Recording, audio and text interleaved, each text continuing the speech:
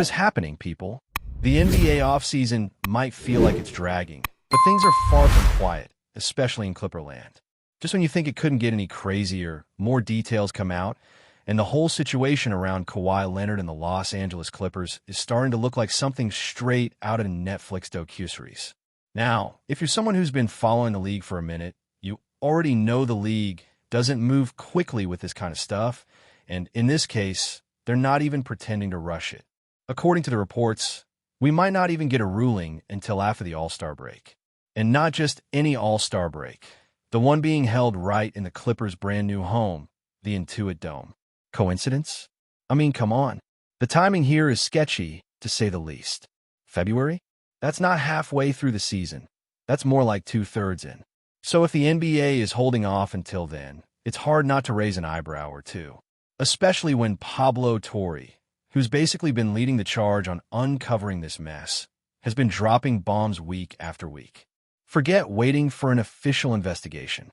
If you've listened to a handful of his podcasts lately, it paints a picture that's hard to ignore. The Clippers are in trouble. And not just a slap on the wrist kind of trouble. We're talking about layers of sketchy business deals, millions of dollars, fake companies, shady contracts, and yeah, Uncle Dennis is right in the middle of it again. So what came out this time? Text messages. Yeah, actual receipts. Uncle Dennis, Kawhi's longtime advisor, or shadow agent, or whatever title you want to give him, was apparently texting financial executives tied to a fraudulent company. These weren't just random, "Hey, how are you?" messages. These were messages that directly tie the Clippers' front office to a shady financial operation allegedly set up just to funnel money to Kawhi Leonard. There are signatures from Clippers executives, paper trails showing repeated cash infusions from Steve Ballmer himself. Over $115 million pumped into a company that essentially existed to keep writing checks to Kawhi. And that's on top of stock options and backdoor bonuses. Like, seriously, we're not talking small-time perks here. We're talking about paying Kawhi Leonard $7 million per year off the books through this aspiration company, which no longer even exists. Wild. And let's talk about Steve Ballmer for a second. This guy isn't just a regular owner. He's the richest in the NBA. He's someone who could basically build a space station if he felt like it. So when someone like that gets involved in this kind of stuff, you know it's going to make noise. Mark Cuban even chimed in, and not to defend anyone, but to basically explain how he would run a scam like this if he were going to do it. I mean, what? Cuban went on Pablo Torre's podcast and more or less laid out a step-by-step guide of how someone could use a shell company to funnel money to a player without the league noticing. And wouldn't you know it, that's almost exactly what happened with the Clippers and Kawhi. It's like Ballmer took Cuban's hypothetical and made it real. And if you think the NBA isn't going to respond to this with some serious consequences, think again. Sure, they could try and soft play it. Maybe fine the Clippers a few $1 million. Maybe dock a second-round pick or two. But with everything that's come out, documented proof, on-the-record testimonies, former employees, and now text messages, it's getting harder and harder to believe that the league won't bring the hammer down. Adam Silver has two choices. Either treat this like a minor violation and pretend fans are dumb enough to buy it, or make a real example out of the Clippers.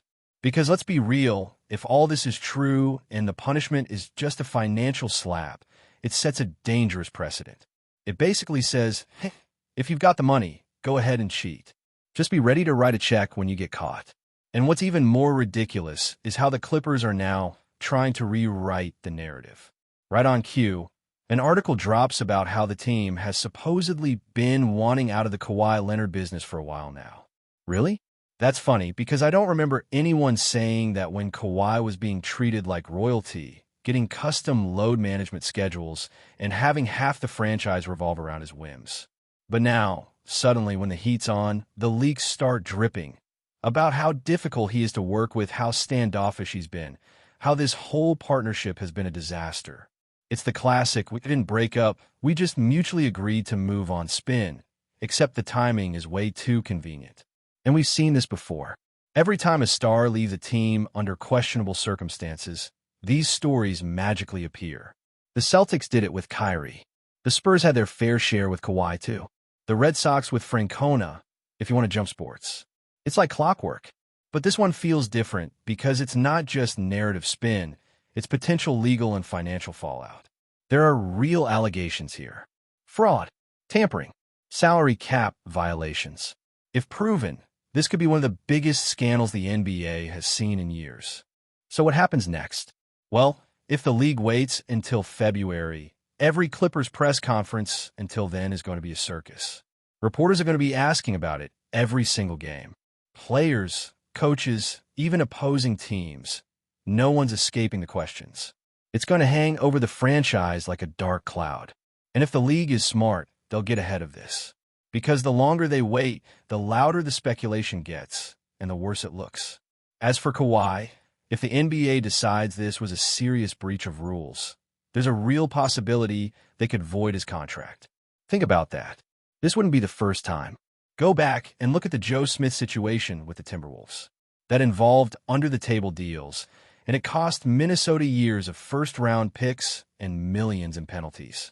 This could be even bigger, given the scale of money, the high-profile names, and the fact that it's coming from the wealthiest owner in the league. And honestly, if this goes the way it's trending, don't be surprised if the Clippers are without Kawhi and without any draft picks through the next decade. They already owe Oklahoma City a treasure chest of first-rounders from the Paul George trade. So even if they get docked a few more, they won't be drafting in the first round until like 2035. That's not even an exaggeration. It's almost poetic, right?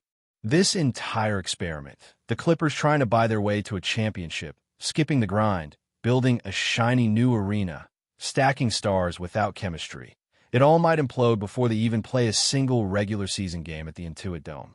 And the ironic cherry on top, the All-Star game is going to be played there, right in the middle of this storm. While chaos brews in Los Angeles, things in Boston are starting to look a little more stable, or at least a little more hopeful.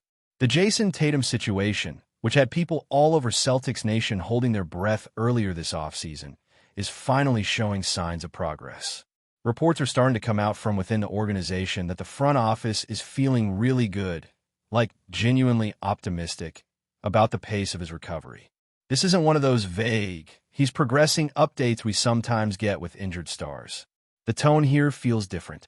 Tatum didn't need to stay in Boston for his rehab, yet outside of a quick stop at Duke and a couple days in St. Louis, he's been right there in Massachusetts, working with the Celtics medical staff, grinding behind the scenes, and apparently pushing ahead of schedule. Now, don't get too excited just yet. Even with all this positive buzz, the reality is still the same. Rushing Tatum back would be a mistake. It doesn't matter how good he's feeling or how badly this team wants to make a run. If there's any risk of re-aggravation, you shut it down. Full stop. The Celtics are not in a place where it makes sense to sacrifice long-term success for short-term gains. But you can't help but let your mind wander a little. You start doing the math in your head. If Tatum's ahead of schedule now, and the Celtics manage to hold their ground without him, what happens if he's cleared for limited minutes come March? Picture this. It's late in the season, Boston's hanging around the 4th or 5th seed, the East is wide open, and suddenly Tatum is out on the floor for warm-ups. Maybe he's not logging 35 minutes, but he's moving well, getting shots up, part of the rotation again. It's a long shot, sure, but it's not completely off the table. A lot would have to go right, not just with his rehab, but with how the team holds up without him. But man, if things align just right, we could see a late-season return that flips the entire playoff picture. That being said, if things go south early, if the Celtics stumble out the gate, if the standings start to slip, then there's no need to play hero ball. Let the season play out. Let Tatum take the full time he needs and aim for a fully healthy return in the fall. That's the logical move. But this front office is watching every detail closely, and if the situation changes, they'll be ready to pivot. And speaking of change, let's talk about Neemias Queta for a second, because he's quietly becoming one of the most intriguing storylines heading into the new season. There's already some buzz around him stepping into a larger role, and a recent article broke it down perfectly, posing the simple question, is he ready to start? The answer? Yes. Or at least he might be by the time we really need him. People sleep on what Queta's done overseas. At Eurobasket, he averaged 15 points and 8 boards per game. That's not nothing. And when you dive into the advanced stats, there's more to like. He ranked 14th in the league in screen assists per 75 possessions. That puts him in the same conversation as guys like Rudy Gobert in terms of setting meaningful screens. Those little actions that don't always show up in highlight reels, but make a massive difference in the flow of an offense. He understands space. He knows how to get guys open, and he's efficient about it. Offensive rebounding is another bright spot. Even with limited minutes, just under 14 per game last season, he still pulled down 1.4 offensive boards per night. Extrapolate that out, and you're looking at nearly 4 offensive rebounds per 75 possessions. That's elite hustle. And now that he's poised to get more minutes, that impact could grow exponentially. But where he still needs work is on the defensive glass.